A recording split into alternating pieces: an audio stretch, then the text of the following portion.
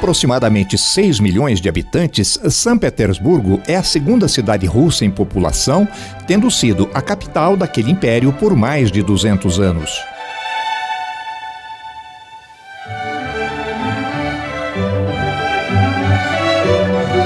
A cidade nasceu em 1703 pelas mãos do czar Pedro I o Grande, que procurava uma saída de seu gigantesco império para o mar.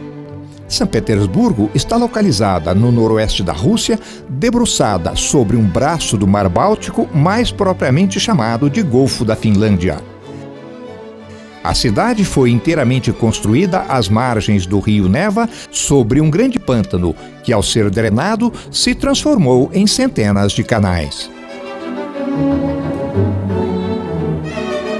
São Petersburgo hoje é uma das cidades europeias mais procuradas pelo turismo internacional.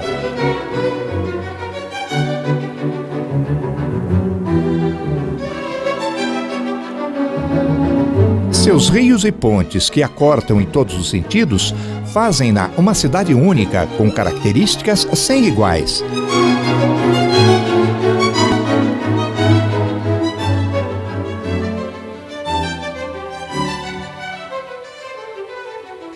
Esta arquitetura aquática se constitui em uma de suas principais atrações. Outra atração imperdível, esta oferecida pelo seu mundo artístico, é o célebre balé folclórico, que em cada número caracteriza uma das muitas e diferentes regiões deste grande país.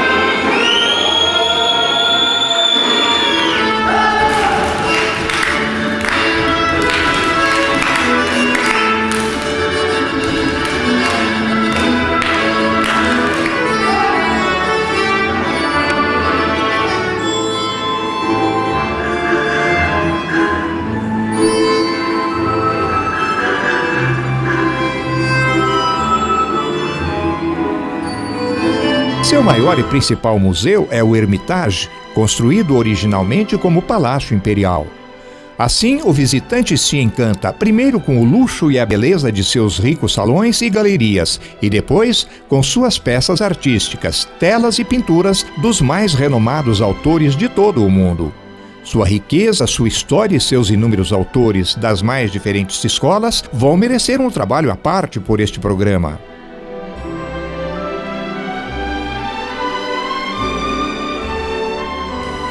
Entretanto, nada em São Petersburgo atrai mais visitantes que o recanto imperial denominado Peterhof, que em alemão significa corte ou jardim de Pedro.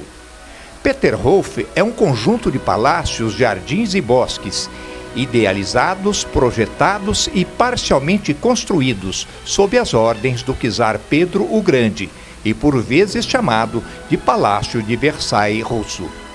Por aproximadamente 200 anos, foi a principal residência da realeza russa.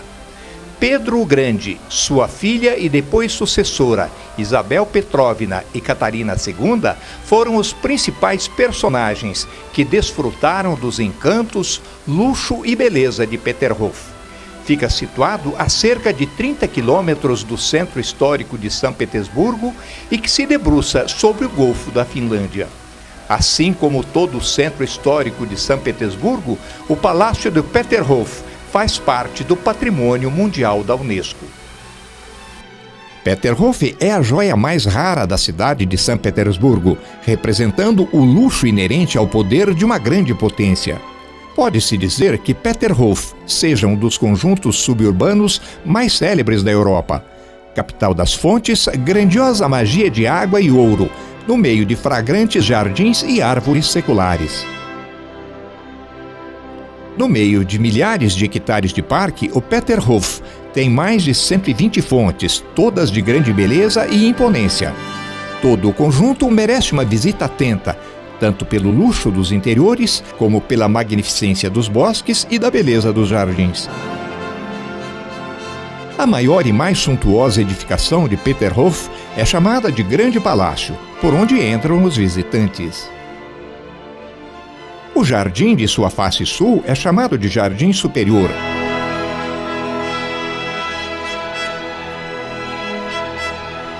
E o da face norte, voltado para o Báltico, por oposição, é denominado Jardim Inferior.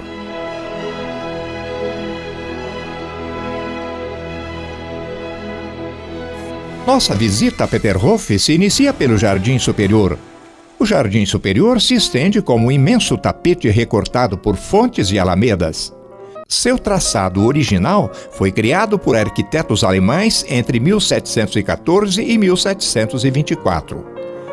30 anos depois, foi totalmente redesenhado por Rastrelli, o grande arquiteto italiano contratado para redesenhar e projetar as maiores obras de São Petersburgo. As linhas claras e amarelas por entre as alamedas, o verde de arbustos e árvores, o azul celeste de seus tanques de onde brotam as fontes, formam ornamentos caprichosos e requintados. O encanto e a generosa harmonia do jardim preparam o visitante para as maiores maravilhas de Peterhof que estão no interior de seus palácios. No jardim superior há 5 fontes, 2 saltando de tanques quadrados. As demais têm nomes próprios, a roble ou carvalho, outra a indecisa por apresentar figuras e aspectos indefinidos, e finalmente a fonte de Netuno. A fonte Netuno é o conjunto mais central e maior do jardim superior. No centro se destaca, em plano elevado, uma escultura em bronze de Netuno, o deus dos oceanos da mitologia romana ou Poseidon da mitologia grega.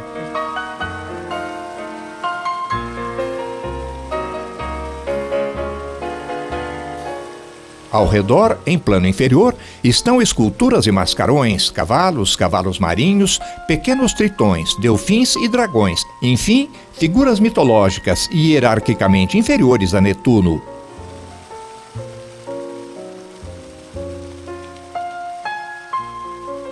O fundo do jardim superior é dominado pelo Grande Palácio, obra maior do belíssimo conjunto arquitetônico de Peterhof. O Grande Palácio, construído em estilo barroco, é majestoso e encantador, por qualquer das faces que seja observado. O primeiro arquiteto do palácio e de todo o complexo de Peterhof foi o próprio imperador Pedro I, passando suas ideias para Friedrich Braunstein e Andreas Schlüter, arquitetos prussianos ou alemães que as desenvolviam. Assim surgiu a primeira versão do Grande Palácio, bem menor e mais modesto que o atual, erguido em apenas 2 pisos. Em 1747, o arquiteto italiano Rastrelli iniciou a reconstrução total do palácio. Conservando os aspectos externos da parte central, o arquiteto levantou um 3º piso. Acrescentou salões ligados por galerias e concluiu 2 pavilhões com cúpulas douradas sobre cilindros oitavados.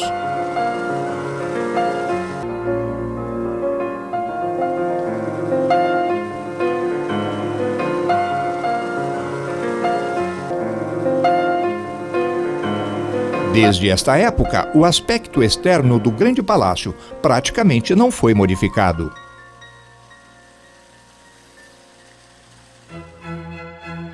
Mas é no interior do Grande Palácio que está sua riqueza e belezas maiores. Tudo foi projetado com o objetivo de produzir no frequentador uma sensação de assombro e de submissão diante de uma enorme potência capaz de criar semelhantes maravilhas.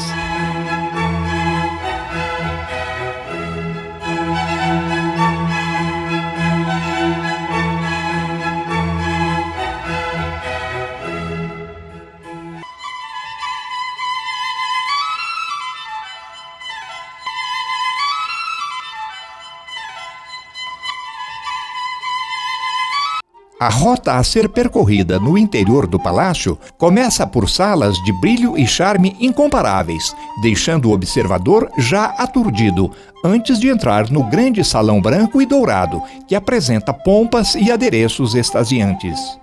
O espaço é chamado de Salão das Escadarias e em seu interior tudo é ornamentado com branco e dourado.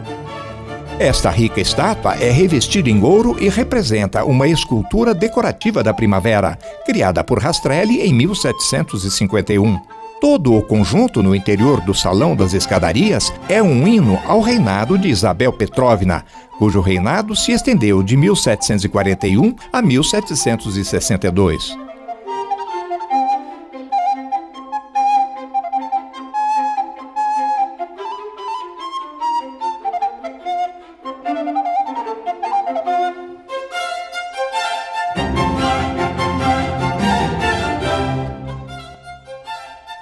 A sala das audiências acolhe o visitante com um brilho deslumbrante. Além das paredes, todo o conjunto de adornos, adereços e candelabros são também revestidos em ouro. Entre elas se destaca o relógio musical Vênus e Amor, do artista parisiense Gil o Velho, da segunda metade do século XVIII. Este espaço era destinado a pequenas audiências concedidas pela Imperatriz Isabel e seguidores, uma espécie de juizado de pequenas causas da época. Também se destinava à discussão de temas políticos de menor importância.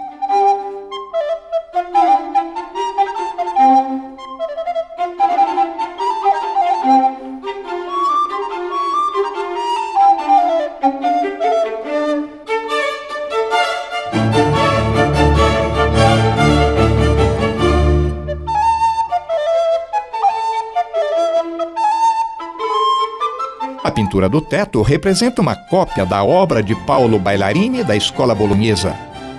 A pintura ilustra algumas cenas do poema de Torquato Tasso, Jerusalém Libertada. O poema foi publicado em 1581 e narra uma versão ficcional da primeira cruzada liderada por Godofredo de Bulhões, em que os cavalheiros combatem os muçulmanos, forçando-os a liberar Jerusalém.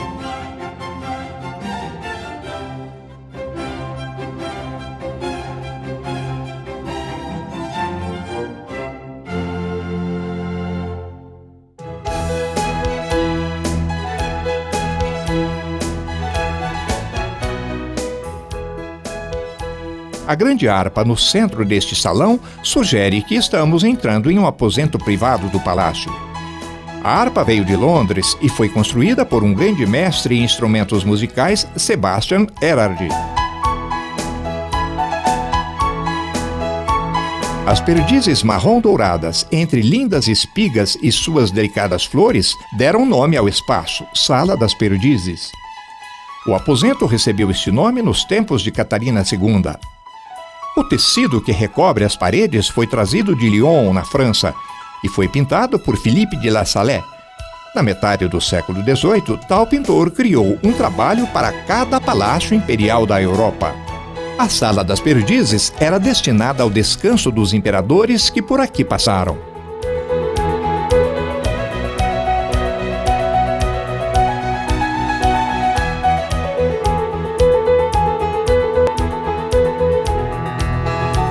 Os pitorescos desenhos do teto receberam o nome de Alegoria à Madrugada.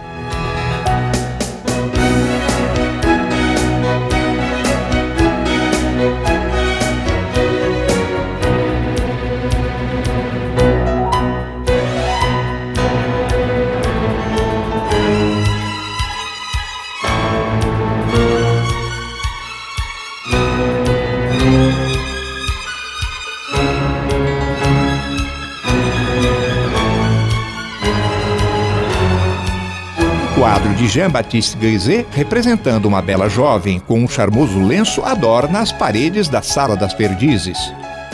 Tudo na sala foi projetado para trazer descanso aos monarcas, como esta com sua figura lírica e o seu ambiente romântico.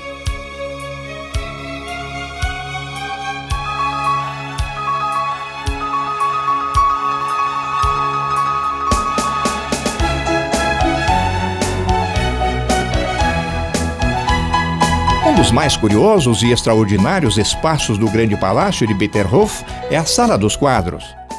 Na época de Pedro, o interior deste espaço, criado por Leblon, se chamava apenas de A Sala. Era destinado ao florescimento das artes e da ciência, sob o poder do grande monarca.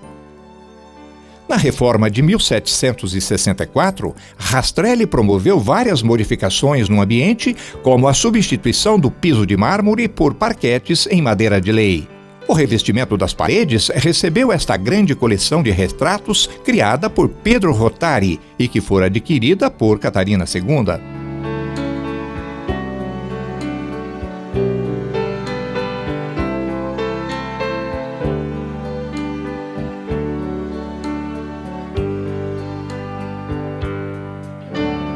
Os quadros foram pintados no próprio palácio onde viveu e morreu Pedro Rottari.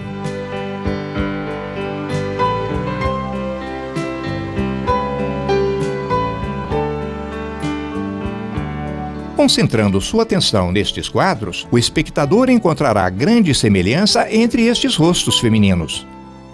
A explicação é que, para pintar estes 364 quadros, Pietro Notari utilizou apenas 7 modelos femininos, adicionando-lhes diferentes expressões, com diferentes lenços e outros adereços na cabeça.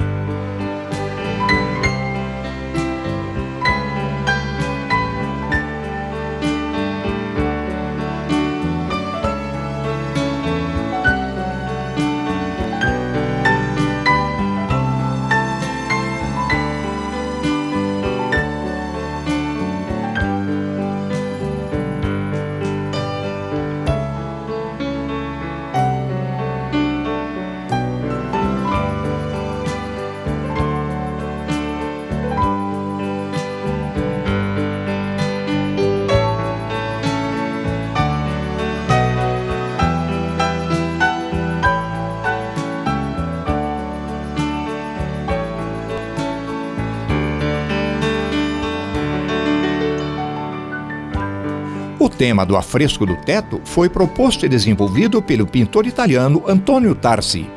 O mestre se inspirou na personalidade do grande czar Pedro I, pintando sua grande liderança sobre os súditos, entendidos como crianças e jovens.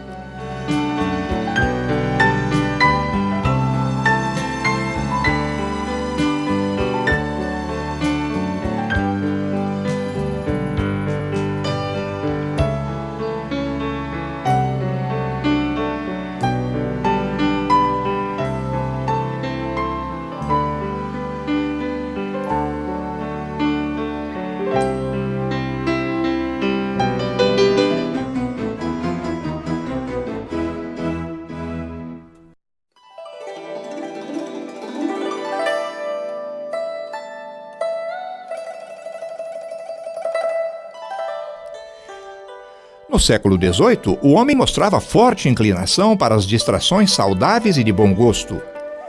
Adquirir peças chinesas ou com elas presentear amigos era muito comum. E a requintada arte chinesa está representada no grande palácio de Peterhof.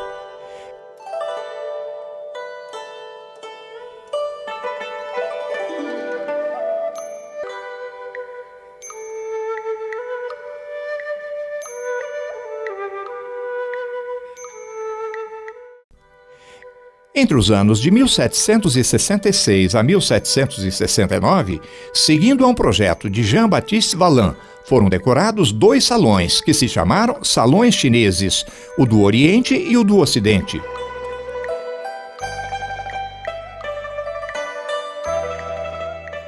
Os elementos mais importantes do interior desses espaços são os tapetes de paredes e quadros ornamentados com motivos chineses, adquiridos em tempos remotos por Pedro I. Os quadros chineses são normalmente pintados em ouro e prata sobre um fundo em verniz preto. Os painéis são ornamentados com composições executadas por mestres russos, imitando aos chineses, da mesma forma que a pintura de tetos, portas e outros objetos. Nos assoalhos foram utilizadas várias espécies de madeira, como sândalo, amaranto, ébano e laranjeira. O Salão do Oriente apresenta tão rica coleção de pequenas peças e objetos chineses que pode ser comparada a uma caixa dourada onde se guardam curiosidades e relíquias. Este espaço ainda é utilizado para se guardar um dos maiores tesouros do palácio, a coleção de porcelanas chinesas. Os delicados mestres chineses sempre guardaram às 7 chaves os segredos mais importantes da fabricação de suas porcelanas. Por isso, sempre foi adquirida a peso de ouro. Pela mesma razão, os conjuntos ou jogos de porcelanas chinesas, mesmo na riqueza dos czares russos, eram pouco utilizadas no dia a dia, se destinando mais à exposição. Quando uma peça se quebrava, seus fragmentos passavam a ser utilizados como uma joia em forma de medalhões.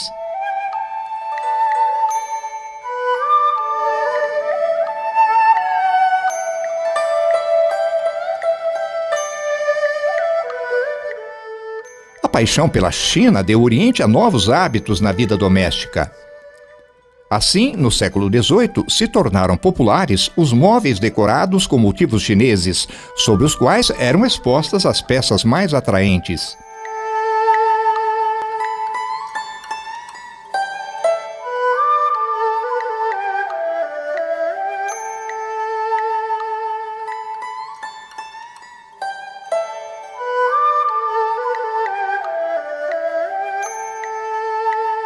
As cadeiras dos salões chineses também são muito particulares.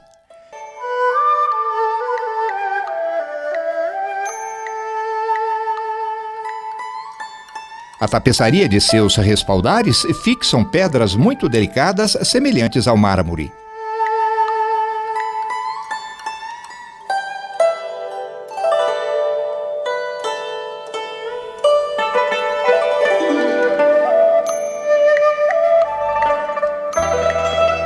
Essas maravilhosas peças de decoração em forma de cachorros começaram a aparecer na Rússia no reinado de Pedro o Grande como guardiões da abundância e da prosperidade. Eram sempre colocadas nas partes mais visíveis das casas, principalmente próximo a portas e janelas, onde os exóticos talismãs deveriam evitar a entrada de qualquer forma de desgraça.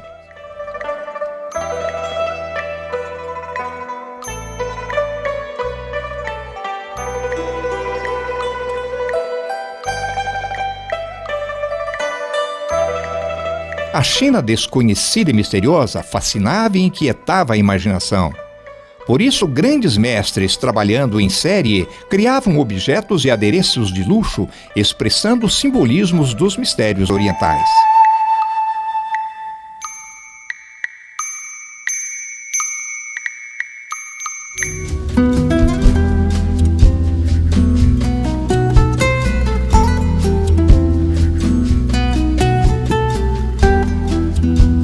Estamos entrando agora em um ambiente chamado Sala dos Estandartes.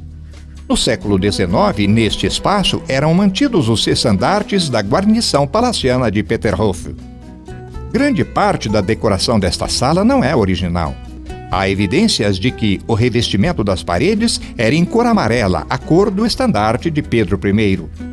Mesmo assim, o salão recorda muitas fases da história do país ao expor retratos de várias personagens, como o do próprio Pedro o Grande ao lado da deusa Minerva, Catarina a Grande e outros.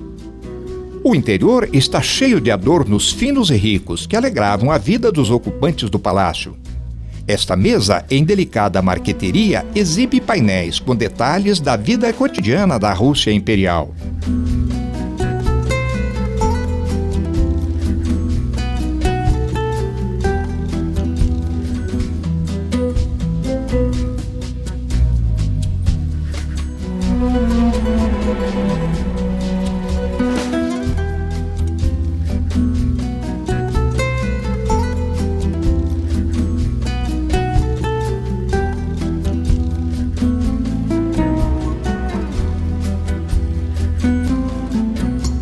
O grande palácio de Peterhof apresenta outros espaços extremamente belos e de rica ornamentação que refletem a vida luxuosa dos czares e sua corte.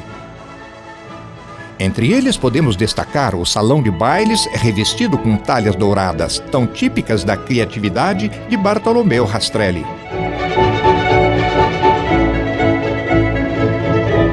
Na sala do trono, utilizada para as grandes cerimônias oficiais, destacam-se suas paredes brancas, portas e janelas com detalhes em vermelho e riquíssimos lustres em cristal da Boêmia. O principal quadro a adornar as paredes é um retrato equestre da Imperatriz Catarina II, localizada sobre o trono.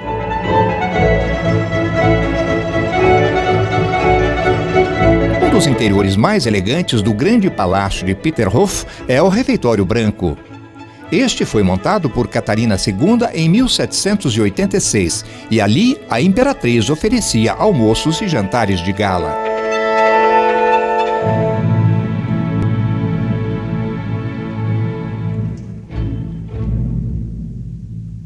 Praticamente anexa ao corpo do Palácio Grande, foi erguida em 1749 a Capela de São Pedro e São Paulo, a pedido da Imperatriz Isabel. Como toda igreja ortodoxa, sua marca externa é o conjunto de 5 cúpulas, sendo a cúpula central maior por simbolizar Cristo. O brilho destas cúpulas chama a atenção do visitante de qualquer ponto em que esteja em seus jardins.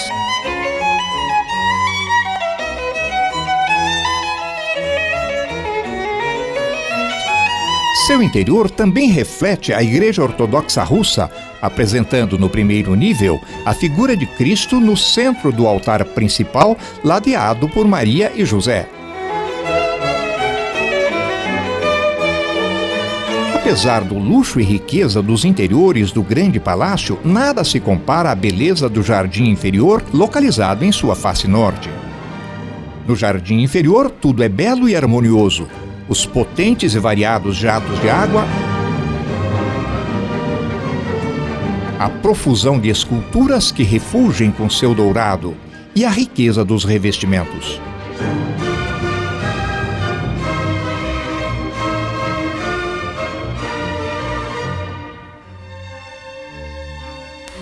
Fato extraordinário em relação às fontes do jardim inferior é que não há bombas elétricas para promover esta incrível dinâmica de suas águas.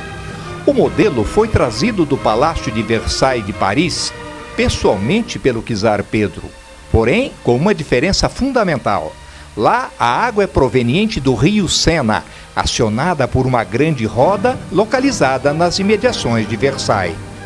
Aqui, o próprio Pedro desenvolveu um sistema de tubulação de diâmetros progressivamente inferiores, o que torna o fluxo da água cada vez mais potente. Assim, quando a água é liberada na fonte, acumula uma pressão extraordinária, capaz de lançá-la a dezenas de metros de altura. O maior conjunto de jatos e estátuas se concentra no centro do jardim, em plano inferior ao grande palácio, e se chama a Grande Cascata.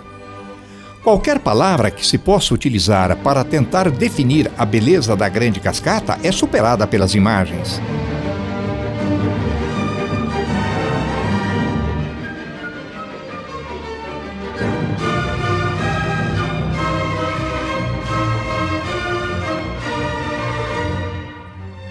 A Grande Cascata pode ser comparada a uma orquestra em que cada instrumento toca a sua própria melodia, mas que todas se juntam para constituir a obra musical. Os jatos que saem em direção ao céu, o brilho dourado das estátuas, o resplendor das águas e o verde do jardim dão à luz a sinfonia solene da Grande Cascata. A inauguração de todo o conjunto de fontes e cascatas do jardim inferior se deu em agosto de 1723. Pedro I o Grande, acompanhado de vários príncipes estrangeiros e de seu séquito, chegou ao jardim no timão de um barco, através do canal que liga o Mar Báltico ao jardim. O pintor russo Berghaus, que acompanhava o imperador, descreve desta forma a inauguração do conjunto. Nem bem chegamos e entramos em um magnífico canal que chega à frente do palácio. Todas as 115 embarcações se alinharam em ambos os lados do canal. Quando todos os convidados estavam em terra, orgulhosamente o imperador começou a conduzir Sua Alteza Carlos Frederico de Holstein, futura esposa de sua filha Ana Petrovna, e todos os demais convidados para todos os pontos do jardim e do Palácio Grande. Cada uma das centenas de estátuas da Grande Cascata representa uma figura mitológica e foi esculpida no tamanho natural da figura humana. De maneira geral, variam de 1,65 m a 2,05 m de altura.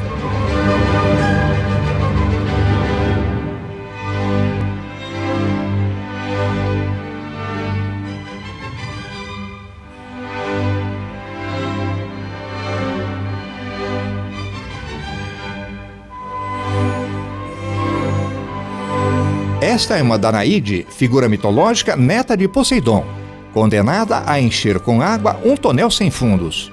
Simboliza a luta por um objetivo ou a obstinação.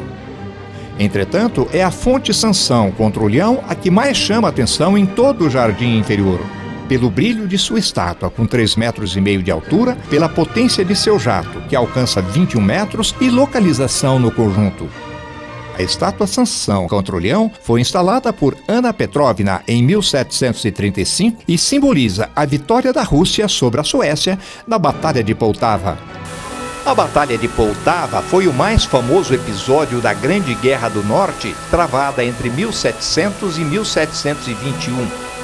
O conflito surgiu como consequência do desejo de Pedro o Grande de arrebatar da Suécia seus territórios na margem sul do Mar Báltico. Como resposta, o rei sueco Carlos XII invadiu a Rússia em 1708 e, no ano seguinte, investiu contra a rústica fortaleza de Poltava, na Ucrânia. Pedro seguiu para aquela região para socorrê-la. No dia 8 de julho, 19.000 suecos atacaram o campo entrincheirado do Czar, defendido por 45.000 soldados. A vitória de Pedro foi total, destruindo o exército sueco, obrigando o rei Carlos a fugir com 1.500 homens restantes de seu exército para o Império Otomano. Nesta estátua, Sansão representa Pedro o Grande, e o leão, que tem sua boca rasgada por Sansão, simboliza o rei Carlos XII da Suécia.